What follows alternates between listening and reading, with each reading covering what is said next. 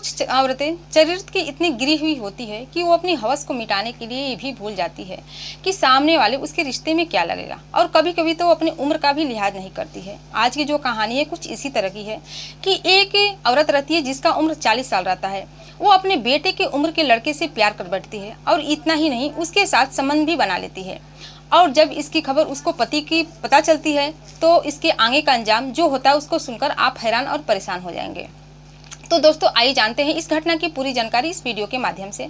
मैं हूं ज्योति कुशवाहा और आपका ज्योति वॉइस चैनल में स्वागत है। वीडियो में आगे बढ़ने से पहले आपसे रिक्वेस्ट है कि अगर आप मेरे चैनल पर नए हैं, वीडियो को लाइक कर दीजिए, शेयर करिए और चैनल को सब्सक्राइब जरूर कर दीजिएगा ताकि हमारा हौसला बढ़ता रहे। तो दोस्तों आज की जो सच्ची घटना मैं आपको सुनाने जा रही हूँ, ये घटना है दिल्ली की। दिल्ली में एक रूपा नाम की जो औरत रहती है, वो अपने पति और बच्चे के साथ रह रही थी। उसके 2 बच्चे थे और एक छोटी बेटी थी। और जो रूपा थी वो एक पार्लर चलाती थी, उसका अच्छा खासा पार्लर चलता था। और उसका पति एक कंपनी में काम करता था, वो भी अच्छा खासा पैसा कमाता था। उनका परिवार बहुत ही अच्छा था। उसके जो पति था किसी से ज़्यादा मतलब नहीं रखता था, ना किसी से ज़्यादा दोस्ती करता था और न ही किसी से उसकी दुश्मनी थी। वो अपने परिवार की देखभाल करता था, उसकी जिम्मेदारियों को संभालता था।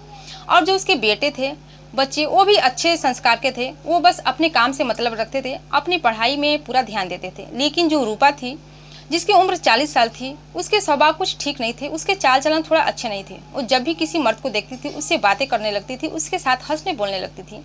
जब भी अपने पार्लर में जाती थी, रास्ते में जो भी युवक मिलता था उससे बातें करने लगती थी, उसके साथ हंसने बोलने लगती थी। यानी कि समझ जाइए कि उसके मर्द से ज़्यादा लगाव था। ऐसे ही समय बीत रहा था। जो रूपा थी वो देखने में बहुत ही सुंदर थी और पार्लर भी खोली थी, उसका अच्छा खासा पार्लर भी चल रहा था और पार्लर की वजह से वो हमेशा मेकअप में रहती थी। ऐसे ही दिन कट रहा था, समय निकल रहा था। एक दिन जो रूपा, उसके जो पार्लर के बगल में एक सोहन नाम का लड़का था जो कि ऑनलाइन कैफ़े चलाता था और वो भी हट्ठा खट्टा नवान जान था, अच्छा खासा था, जिसकी उम्र 23 साल थी। उसको देखती है तो उससे प्यार करने लगती है। और जब भी उसके पार्लर में कोई नहीं रहता था तो सोहन के कैफ़े में चली जाती थी, उससे घंटों बैठकर बातें करती थी। और सोहन भी जब भी उसके पार्लर में कोई नहीं रहता तो वो भी रूपा के यहाँ आ जाता था और रूपा से बातें चीतें करता था, हंसते बोलते था, घंटों घंटे दोनों समय बिताते थे। फिर एक दिन मजाक मजाक में ही रूपा उसको अपने प्यार का इजहार कर बैठती है। सोहन जब ये बात सुनता है तो वो भी खुशी खुशी स्वीकार कर लेता है, यानी कि वो भी उससे प्यार करता था। दोनों एक साथ प्यार करने लगते हैं। और जब भी रूपा का मन करता, सोहन के कैफ़े में चली जाती थी, उससे बातें करती थी, उसके साथ समय बिताती थी। और जब भी एक साथ संबंध बनाने की दोनों का मन करता था तो रूपा पार्लर का सामान लेने के बहाने मार्केट जाती थी और एक होटल में दोनों एक साथ समय बिताते थे। लेकिन घर वालों को पता ही नहीं चलता था कि आखिर रूपा जा कहाँ रही है। न उसको पति के पता था और न उसके बच्चे को पता था, क्योंकि वो पार्लर का सामान लेने के बहाने जाती थी और कुछ सामान भी लेकर आती थी। लेकिन उन लोगों को नहीं पता था कि मेरी पत्नी यानी मेरी माँ किसी दूसरे मर्द के साथ ऐसा काम कर रही है। देखते देखते ये काम हमेशा होता रहता था। किसी रेस्टोरेंट में उससे मिलने के लिए जाती थी, किसी पार्क में जाती थी और जब संबंध बनाने का मन करता तो होटल में चली जाती थी। और सोहन का भी उससे कुछ ज़्यादा ही लगाव हो गया था। लेकिन सोहन की उम्र 23 साल थी और रूपा की उम्र 40 साल थी। दोनों के रिश्ते में माँ बेटे का रिश्ता जैसा था, लेकिन उनका रिश्ता कुछ और ही था। फिर ये बात गांव के लोगों को पता चल जाती है, धीरे धीरे उसके बच्चे को भी पता चल जाती है। उसके बच्चे दरअसल बड़े हो गए थे। जब ये बात बच्चे को पता चलती है तो परेशान हो जाते हैं, लेकिन ये बात अपने पिताजी से छुपाते हैं, अपने पिताजी को नहीं बताते हैं।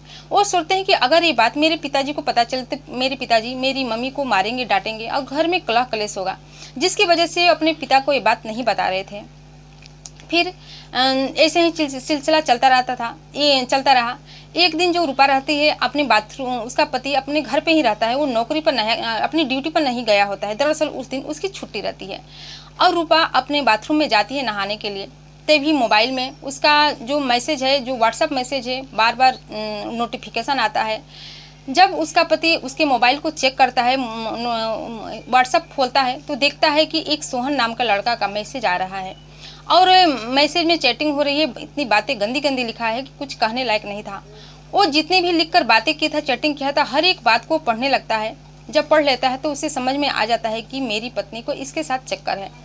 और सोहन को जानता भी था, क्योंकि रूपा के पार्लर के बगल में ही वो अपना कैफे चलाता था। जब ये बात उसके पति को पता चलती है तो आग बबूला हो जाता है, गुस्सा हो जाता है। इसके बाद रूपा से कहता है कि तुम्हारा ये चरित्र ठीक नहीं है, तुमको समझ में नहीं आ रहा है कि तुम ये क्या कर रही हो। तुम अपने बेटे की उम्र के लड़के से प्यार कर बैठी हो और उसके साथ ऐसा घिनौना कांड कर रही हो। लेकिन रूपा का थोड़ा भी फर्क नहीं पड़ता है। वो अपने पति को ही उल्टे डांट देती है और कहती है कि मेरी मर्जी, मेरा भी मन करता है कहीं जाऊं कहीं फिरूं, मैं अपनी मर्जी की मालिक हूँ और मेरे पैसे से घर चल रहा है। तुम कौन होते हैं मुझे रोकने वाले टोकने वाले, मेरा जो मन सो करूँगी। इसके बाद जो उसका पति रहता है समझदार देता है, लेकिन ये उसके ऊपर ही डांटने लगती है।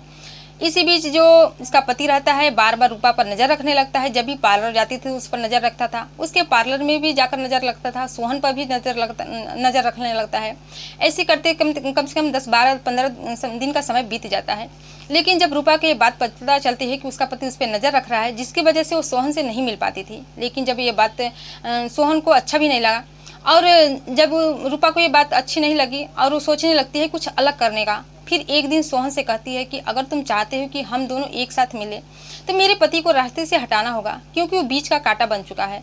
जब तक वो रहेगा तो शायद मैं तुमसे नहीं मिल पाऊंगी। इसके बाद वो ये दोनों मिलकर एक प्लान बनाते हैं और प्लान में सोहन भी शामिल हो जाता है। वो अपने पति को सोहन को से मारने के लिए कहती है। सोहन भी इसके लिए तैयार हो जाता है। एक दिन जो उसका पति रहता है अपने जहाँ पर नौकरी करता था, जिस कंपनी में जॉब करता था, वहाँ पर जा रहा होता है। सोहन भी उसके पीछे पीछे चल देता है और एक सुनसान गली पड़ती है, वहाँ पर उसका काम तमाम करता है। यानी कि उसके पति को, रूपा के पति को सोहन मार देता है और मारकर वहीं पर छोड़कर अपने घर आ जाता है। इसके बाद उस गली से कोई राहगीर गुजर रहा था, उसी समय एक लाश दिखती है। जब ये लाश दिखती है तो चारों तरफ हड़कंप मच जाती है। देखती देखती ये बात पुलिस को पता चल जाती है। जब पुलिस को ये बात पता चलती है तो पुलिस इस लाश को हिरासत में लेकर पोस्टमार्टम के लिए भेज देते हैं। इसके बाद दोस्तों सबूत ढूंढने लगते हैं कि कोई सबूत मिल जाए।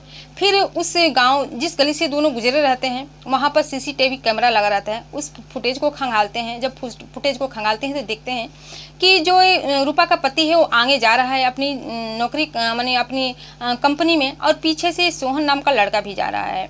जब ये बात देखते हैं तो उनको थोड़ा शक होता है सोहन पर। सोचते हैं क्यों न इसी को पकड़कर इससे पूछताछ क्या करें, कुछ सबूत मिले, कुछ तो बात हो। इसके बाद सोहन को गिरफ्तार कर लेते हैं। गिरफ्तार करने के बाद उससे पूछताछ करने लगते हैं। जब पूछताछ करने लगते हैं तो पहले तो सोहन कुछ बताता नहीं है। इसके बाद जो पुलिस अपने तरीके से पूछताछ करती है सोहन से, तो पूरी बात सच बता देता है। वो बताता है कि इसमें रूपा का भी हाथ है। मैं और रूपा दोनों एक दूसरे से बहुत ही प्यार करते थे और दोनों एक साथ मिलते थे, लेकिन जब ये बात इनको पता चली तो बीच का रुकावट बन रहे थे, बीच का कांटा बन रहे थे, जिसकी वजह से रूपा का ये प्लान था कि हम उसको रास्ते से हटा दें। इसके बाद दोस्तों जब पुलिस ये बात सुनती है तो परेशान हो जाती है कि आखिर उसकी पत्नी भी इसमें साथ दे रही है। और रूपा के बच्चे अपने पिता की इस हालत को देखकर, उनके डेड बॉडी को देखकर उनका रो रो के बुरा हाल था, लेकिन रूपा पर कुछ भी असर नहीं पड़ रहा था क्योंकि सब उसी का करा धराया था। इसके बाद रूपा को और सोहन को दोनों को हिरासत में लेने के बाद दोनों को जेल भेज दिया जाता है और आज वो अपनी किए की सज़ा को भुगत रहे हैं। तो दोस्तों एक नाजायज़ संबंध से एक परिवार ऊर्जा जड़ता है। बच्चे अपने पिता से और माँ से दोनों अलग हो जाते हैं। तो ये घटना सुनाने का उद्देश्य आपको दुखी करना, परेशान करना नहीं था, बल्कि जागरूक करना था, सचेत करना था कि आप भी सावधान हो जाए, सतर्क हो जाने। और इस घटना से आपकी क्या राय कमेंट सेक्शन में कमेंट करके जरूर बताइएगा। फिर मिलते हैं अगले दिन नई कहानी के साथ, नई घटना के साथ। तब तक के लिए जय हिंद, जय भारत।